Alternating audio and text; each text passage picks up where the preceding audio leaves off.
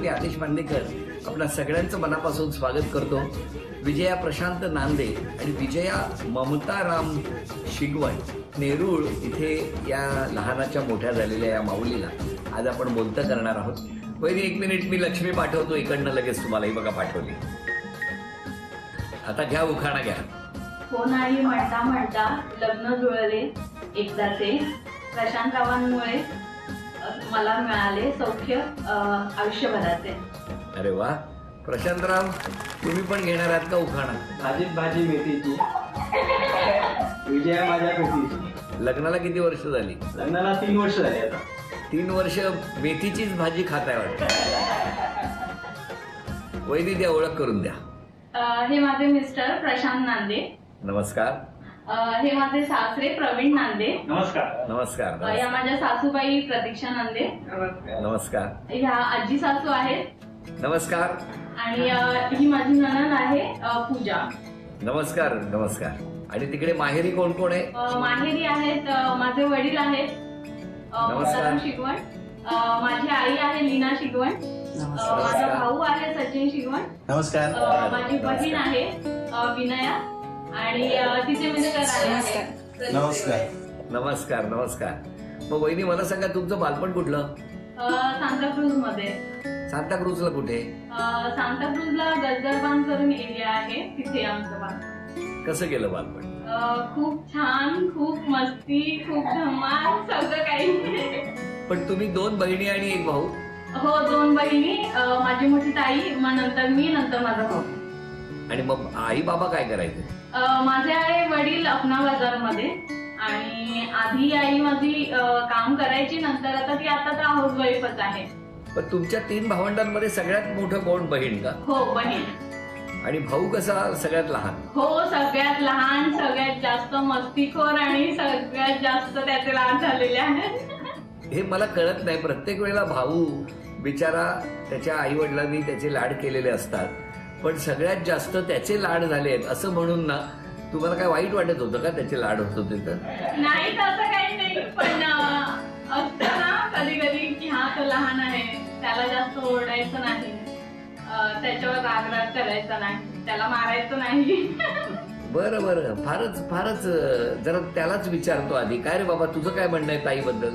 आता जी खरी बाजू आहे ती आता मी तुम्हाला सांगतो. तर असं आहे की करत्या धरत्या आमच्या 2 नंबर विजुमाईच आहे आमची. आणि खूप लहानपणापासूनच तिच्या खांद्यावरती खूप चांगली जबाबदारी आली, पण तिचा जो फायदा तिने माझ्यावर घेतला, जसं की मला रिमोट फेकून मारणं, माझे टी शर्ट्स फाडणे, मला चोप चोपणं, ही अशी कामं आमच्या माईने केलेत. जेवढा प्रेम असं बोलतात ना की ताईने केले त्याच्याहून जास्त मार पण माईने दिलंय. आणि असं नाही की माई खूप असं मारायची ढोकतायची असंच नाही, तर माईने खूप असं प्रेम होतं माझ्यावरती तिचं. आणि खूप प्रेमाने ती मला चांगल्या गोष्टी, म्हणजे पप्पा कधी कधी मारायचे तर ती अशी समोर यायची, तुम्ही बोलायची की अरे नका मारू, तू माझा भाऊ आहे असं वगैरे. खूप तिचा एकदम असा लाड होतो. नाही पण मला तुम्हाला ताई आता विचारायचं आहे की काय हो हे जे तुमचे छंद त्यांनी सांगितले, रिमोट फेकून मारणे, त्याची टी शर्ट फाडणे, त्याला चोपणे, हे काय करायचं तुम्ही बहीण? नाही तसं काही नसायचं, फक्त काय सकाळी इतकं काम असायचं, जॉबवरून आल्यानंतर थोडा वेळ मिळायचा संध्याकाळचा, त्याच्यातही ह्याची बडबड असायची, मला क्रिकेट बघायचंय आणि रिमोट द्यायचं नाही, मग मला राग यायचा. आणि पण तो त्याला कधी लागला नाही, तो कुठेतरी जाऊन पडायचा आणि तो तुटायचा. नाही पण आता ताईंना विचारतो. चला माईबद्दल कळलं, ताईची काय तक्रार आहे माईबद्दल? माझी काही तक्रार नाही, माझं सगळं ऐकायची ती, म्हणजे तिला सगळं ताई, काय करायचंय काय हवंय सगळं ताई, तिला सगळं जगच ताई होती. काय हो खरंय का? आहे तसंच आहे. बाबांना मला विचारायचंय, या तिघांनाही बघितलेलं आहे, त्यांचे लाड, त्यांचे रुसवे, त्यांच्या आपापसातले वाद भांडणं, तर हे सगळं कसं होतं बाबा? काय आठवतंय आज सगळ्या मुलांबद्दल? काय नाही, तिची जरा मनापासून हे होती का तिला खेळायला एन्जॉय करणं, कामात जरा थोडं कमी काम, ताईवर ढकलणं किंवा सचिन मला ते दे रे, मला हे आण रे, त्याच्याकडे तिचा लक्ष झालं असतं. नाही आता तिकडे जावयानं लावलंय कामाला, कळलं का? नाही असं काही नाही. आईचं काय म्हणणं आहे भावंडांबद्दल, या 3 मुलांबद्दल? छान आहे, सगळं व्यवस्थित आहे. सचिन, मला सांगा, अशी ताई रिमोट फेकून मारणारी जेव्हा सासरी निघाली होती तेव्हा काय झालं होतं? त्यावेळेला खूप थोडं असं बोलतात ना, एक तर मुवमेंट असतो, खूप थोडा इमोशनल होता त्यावेळेला. आणि थोडंफार मला असं वाटत होतं की माझ्या माईच्या लग्नाला मी स्पेशल बँजो वाजवावं किंवा पार्टी द्यावी मुलांना किंवा मोठं आयोजन करावं, अशा सगळ्या गोष्टी मला असं वाटत होतं करावं. बट अनफॉर्च्युनेटली त्या करता येणार नव्हत्या, म्हणून त्याचं पण अजून जास्त दुःख होतं. बट समवेअर कुठेतरी असं वाटत होतं की चला बरं झालं, कारण की आता ताई थोड्या दिवसानंतर, आता आम्ही बोलणार नाही आहोत, पण थोडे दिवस झाले की मग माई आमच्या घराच्या समोरच असणार आहे, कारण की आम्ही एकमेकांचे नेबर्सच आहोत गावी पण. बरं ताई, मला सांगा, किती कष्ट केलेत तुमच्या आई बाबांनी? मम्मी पप्पांनी खूप केलं. म्हणजे त्यांनी असं कधी ठेवलंच नाही की हा मुलगा आहे आणि आम्ही दोघी मुली आहोत, असं कधीच ठेवलं नाही. आणि विजूने म्हणायचं तर विजूने खूप मेहनत घेतली. म्हणजे ती 11वी पासून जॉब करून ती शिकत होती. त्या गोष्टीत म्हणजे तिला मानलं पाहिजे. ती सगळं, म्हणजे मी बाहेरचं बघायचे ना, पण घरात मम्मीला काय हवंय नको, घरातल्या बाकीच्या सगळ्या गोष्टी ते सगळं मदत करणं मम्मीला, ती सगळं करे. म्हणजे घरात मला कधी बघावं लागलं नाही. बरं, ते मोठे जावई आता हाताची घडी घालून उभे आहेत, त्यांना तर बिचाऱ्यांना लग्न झाल्यापासून कधी घरात बोलायलाच मिळालं नसेल ना? असं काही नाही, खूप बोलतो आम्ही. बरं, तुम्ही सांगा या कुटुंबाबद्दल. नाही, खरोखर फॅमिली खूप चांगली आहे. म्हणजे मी जवळपास 14 वर्ष त्या फॅमिली बरोबर जोडला गेलोय. आमच्या लग्नाला आता 8 वर्ष झाली, पण त्याच्या आधीपासून मी त्यांना ओळखतोय. विजू असू दे किंवा माझी मिसेस असू दे, दोघीही माझ्या चांगल्या खूप जवळच्या मैत्रिणी आहेत.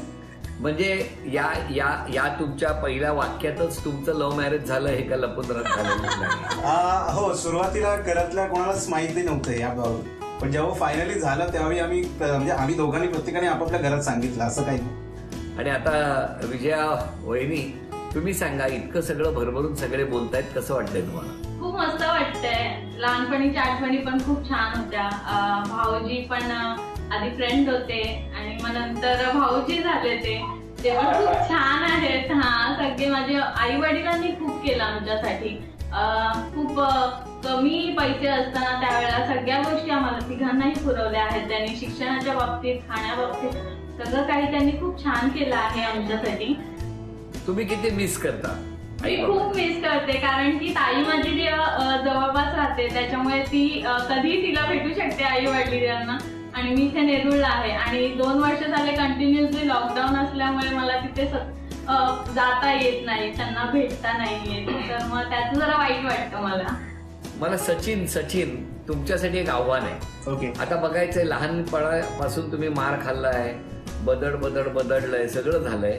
मी तुम्हाला प्रश्न विचारणार, त्या प्रश्नाचं उत्तर जर तुम्ही बरोबर दिलं तर लक्षात ठेवा, आज बहिणीला सोन्याची नथ तुम्ही मिळवून देणार आहात. चालेल. ती तुम्हाला बाकी कुणीही मदत करणार नाही. तुम्ही हे नातं कुठलं आहे ते सांगायचं आहे. ताईच्या सासऱ्यांच्या बायकोची दुसरी सून ही ताईची कोण? जाऊ बाई. नक्की? नक्की.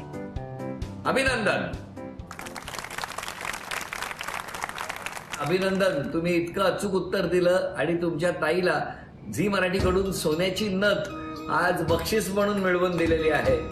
अभिनंदन. आता प्रशांतजी, तुम्ही मला सांगा, आता प्रशांतजी, तुमचं बालपण कुठलं? घाटकोपरला माझं होतं ते जन्मता.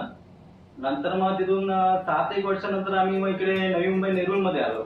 मग तुमचं घर आणि आमच्या वहिनींचं घर किती लांब होतं? तसं तर खूप लांब. साता समुद्रापलीकडे.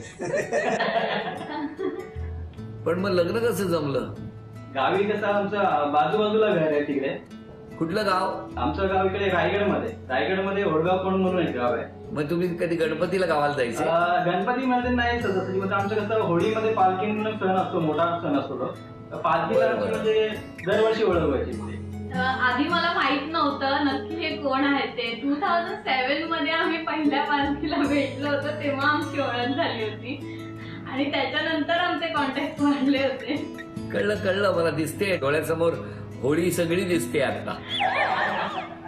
प्रशांतजी, तुमचे आई बाबा काय करायचे? बाबा तर गव्हर्नमेंट सर्वंट होते. आता सध्या तरी 1 वर्ष झालं असेल तर रिटायर आहेत ते. आणि आई तर काय आपलं हाऊस वाईफ म्हणून होती इकडे. पण एकदम मस्त आनंदात गेलं सगळं बालपण. हो, एकदम मजेमध्ये गेले. म्हणजे बालपण मजेत गेलं म्हणजे आता नाही का मजेत तुम्ही? नाही, अजून पण तसं म्हणजे एन्जॉयमेंट चालूच आहे. असं काही नाही. असं काय? लग्नानंतर होळी पेटलेली दिसते. मी मुळात तशी नाहीये, माझे कोणतेच रिस्ट्रिक्शन त्यांच्यावर नाही, नाहीये. तसं काही. बर, मग मला सांगा, पहिल्या पालखीला तुम्ही भेटले, हो. बघितलं, हा. मग त्याच्यानंतर प्रपोज कोणी कोणाला केलं? कोणीच नाही केलं, नाही त्यांनी मला केलं, नाही मी त्यांना केलंय. मग लग्न कसं, लग्नापर्यंत कसे पोहोचले? आमचं फक्त बोलणं झालं आणि थोडे आम्ही भेटलो. त्याच्यानंतर 2007 थोडे भेटलो ते कुठे भेटला? हे माझ्या कॉलेजला यायचे.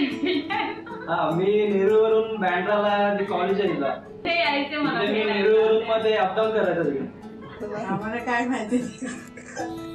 करेल. आता हळूहळू पेपर बरेच फुटतील. मी आलोय आई, आता होळी पेटणार. मग हे काय सगळं लपवून ठेवलं होतं इतकी वर्ष? हो, पण नाही पण म्हणता येईल. थांबा, आता घरी लाकडं पेटवत ठेवली आहेत आईने. असं काय नाही, आता व्यवस्थित आहे ना. आई, जावई कसा आहे हो तुमचा? छान आहे, व्यवस्थित आहेत आता. हो, आता पालखी तेच वाहत आहेत खांद्यावर. प्रशांतजी, काय हो, खरं काय आवडत होतं? गाव आवडत होतं की तुम्ही आवडत होता म्हणून पालखी आवडत होती? नाही, तिन्ही गोष्टी आवडत होत्या. जास्त करून मी हिच्यासाठी जायचो. कळलं मला, खरं कारण आलं बाहेर. जाण्यापूर्वी मी कॉल करून सांगायचो, बाबा तू कधी कुठल्या डेटला जाणार आहे, कधी निघणार आहे. त्यानंतर मग माझं सगळं इकडे चालू असायचं, टाइम टेबल कसं, मग ते आम्ही मग हे करायचो, डिस्कस करायचो फोनवरून. ठीक आहे, मग मी पण आहे बघा, आता सगळा पेपर फुटलेला आहे. आता काय लपवून ठेवणार? त्यातल्या खूप गोष्टी माहित नव्हत्या, आता सांगितल्या त्या.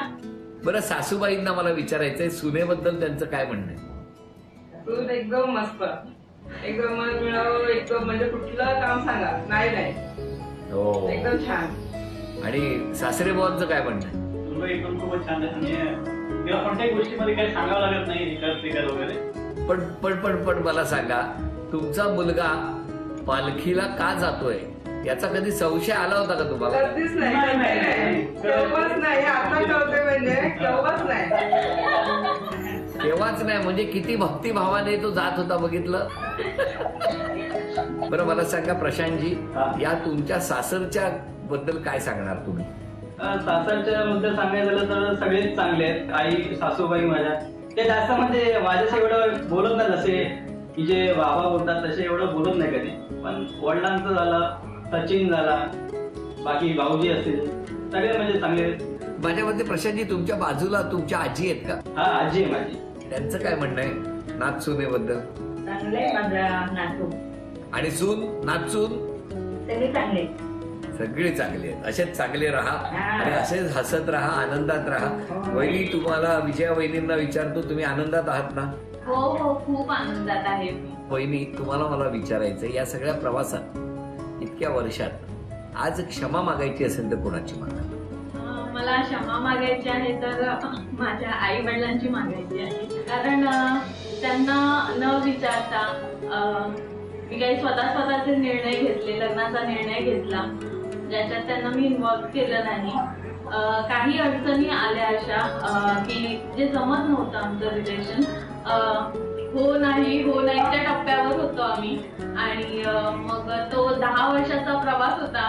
मग अजून किती ते ताणणार, त्याच्यामुळे आम्ही डिसिजन फायनल घेतलं कोर्ट मॅरेजचं आणि आम्ही कोर्ट मॅरेज केलं. मी आई वडिलांना, इव्हन मी ज्या दिवशी कोर्ट मॅरेजला गेले त्या दिवशी माझ्या वडिलांनी सकाळी मला विचारलं की तुला काय वाटतंय, तुझ्या मनात काय असेल तर मला सांग. माझी आई माझ्या दरवाजात सोडायला आली होती. मी ऑफिसला जाते म्हणून निघाले होते आणि मी कोर्ट मॅरेज केलं. त्यांना खूप दुःख झालं, खूप त्रास झाला त्या गोष्टीचा. तर मला क्षमा मागायची आहे तर मी माझ्या आई वडिलांची मागेन, माझ्या फॅमिलीची मागेन, ताई, भाऊ, माझे भाऊजी, माझ्या भाऊजींनी पण खूप वडिलांसारखं प्रेम दिलंय आणि देतात अजून सुद्धा मला. सॉरी, अजून मी ह्यांनाही म्हणते माझ्या सासरच्या माणसांना, कारण की कधी कधी मी चुकीचं वागत असेल, वाईट वागत असेल, कधीतरी राग येत असेल तर खरंच सॉरी. आणि जावई बापू, तुम्ही आज क्षमा मागायची असेल तर कोणाची मागा? मी तर दोन्हीकडून म्हणजे दोघांचा म्हणजे हे करतो की खूप मला सपोर्ट केला दोघा परिवारांनी पण. खास करून मला म्हणजे आई वडील, माझे सासू सासरे, म्हणजे आता मला बोलायला पण एवढे शब्द नाहीत की मी कुठल्या पद्धतीने त्यांच्याशी क्षमा मागावी, पण खूप खूप म्हणजे खूप सपोर्ट केला दोघं फॅमिलीनी. तेव्हा अशा प्रसंगी आता मला बाबांना विचारायचंय, आज सगळं चांगलं झालं पण तरी सुद्धा त्यावेळी जे तुम्हाला नकळत दुःख झालं त्यासाठी त्यांनी क्षमा मागितलेली आहे. आता तुम्ही त्यांना आशीर्वाद द्यायचा असेल तर कसा देणार आहात? आम्ही तर त्यांना खूप खूप आशीर्वाद देतो आणि आता शेवटी मुलांनी जे केलंय अतिशय चांगलं आणि चांगलं जुळलं, तेव्हा चांगलं. राग होता पण आता काही नाही. बरं, आता ना मी प्रशांतजी तुम्हाला काही प्रश्न विचारणार आहे. 5 प्रश्न विचारणार, त्यापैकी 3 प्रश्नांची उत्तरं बरोबर आली तुमच्या सौभाग्यवतींना आणि आमच्या वहिनींना तुम्ही बक्षीस मिळवून देणार. नक्की हा? नक्की. झी मराठीकडून तन्मणी मिळवून द्यायचं आहे. तुम्हाला कोणीही उत्तरं प्रॉम्प्टिंग करणार नाही. आणि पहिला प्रश्न आहे तुमच्यासाठी, ताईचं पहिलं नाटक कुठलं? ताईचं पहिलं नाटक काय आठवत तर नाही मला असं. बरं, आता दुसरा प्रश्न तुम्हाला. बरं, वहिनींची आजी वहिनींना कुठे फिरायला घेऊन जायची? त्यांच्याच एरियामध्ये गार्डन मध्ये असतो. नाही नाही नाही, कुठलं ठिकाण सांगा. तिकडे आपलं ते राजेश खन्ना गार्डन म्हणून आपलं ते सांताक्रूज मध्ये आहे. उत्तर चुकलं. सांगा वहिनी, सांगा. माउंट मेरीला न्यायची माझी आजी मला. माउंट मेरीला घेऊन जायची, कळलं? आतापर्यंत दोन्ही प्रश्नांची उत्तरं चुकली आहेत. तिसरा प्रश्न, 3ही प्रश्नांची उत्तरं बरोबर येणं आवश्यक आहे. माही हे कोणत्या खेळाडूचं टोपण नाव आहे? महेंद्रसिंग धोनी. अभिनंदन. 1 प्रश्नाचं उत्तर बरोबर आलं. आता पुढचा प्रश्न, पद्मविभूषण हरिप्रसाद चौरसिया हे नाव कुठल्या वाद्याशी संबंधित आहे? अच्छा, ते बासरी. अभिनंदन. बरं, आता एक कोडं घालतो तुम्हाला, बाकी कोणी बोलू नका. जमिनीत उगवणार कंद ज्याचा वड्यात जाऊन बसण्याचा छंद. बटाटा आहे. अभिनंदन. आणि आता वहिनींना मिळत आहे झी मराठीकडून तन्मणी बक्षीस म्हणून. आज जावयांनी मिळवून दिलेलं आहे. दोन्ही कुटुंब आनंदात सुखात आहात हेही बघून बरं वाटलं. तेव्हा असेच आनंदात राहा असं म्हणत एक छोटंसं आत्ता आव्हान आहे. मला बघायचं आहे पैठणी कोण पटकावून देणार. म्हणजे पैठणी पटकावून देण्याचा मान कोणाचा? सचिन लहानपणापासूनचा सगळा राग विसरून आज आपल्या बहिणीला ती पैठणी मिळवून देणार का प्रशांतराव पैठणी पटकावून देण्याचा मान पटकावणार? खेळ सोपा आहे. स्क्रीनवरती काही अक्षरं येतील, त्या अक्षरांमध्ये वस्तू दडलेल्या आहेत आणि वेळ सुरू झाल्यानंतर 1 मिनिटामध्ये त्या वस्तू ओळखून पटापट वस्तू आणायच्या आणि सर्वात जास्त वस्तू 1 मिनिटात जे कोणी आणणार ते आज या ताईला, विजयाताईंना आज पैठणी मिळवून देणार आहेत बक्षीस म्हणून. चला बघूया, स्क्रीनवरती आलेली आहेत ही अक्षरं. 1 मिनिटाची वेळ, लगेच वेळ सुरू होणार. वेळ सुरू झाली.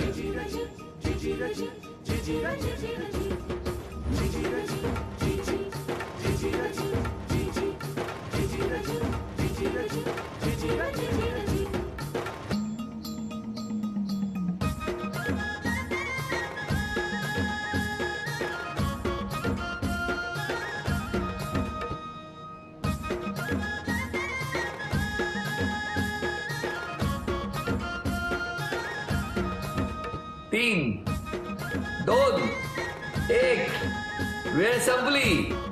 आधी सचिनने कुठल्या वस्तू आणल्या आहेत त्या आपण बघणार आहोत. सांगा एक एक वस्तू. सचिन, आयपॅड, हा ओळखपत्र. 1, पेन, लेखणी, लेखणी. लेखणी, 2, हात रुमाल, 3. बस. जावई बापूंनी काय काढलंय? मी लाटा आलेल्या. लाटणं. तुमचा बटाटा, 2, बटाटा. कांदा, 3, मुगाची डाळ, मुगाची डाळ आलेली आहे. 4, साखर आहे, साखर आलेली आहे त्यामध्ये. 5, पेन आहे 6 आणि कढई आहे. 7. प्रशांतजी अभिनंदन, तुम्ही आज हे बक्षीस मिळवून दिलेलं आहे आणि वहिनींना मिळत आहे तथास्तु पुणे आणि कोल्हापूर यांच्याकडून पैठणी. अभिनंदन. आणि पैठणी पटकवून देण्याचा मान पटकावलेला आहे तो सुद्धा प्रशांतजी. दोन्ही कुटुंबांनी असेच हसत राहा, आनंदात राहा, एकमेकांची काळजी घेत राहा. आजचा भाग इथेच संपतो आहे. तेव्हा पुन्हा भेटणार आहोत अशीच एक पैठणी घेऊन. होम मिनिस्टरची पैठणी होम मिनिस्टरच्या अंगणीच्या पुढच्या भागात.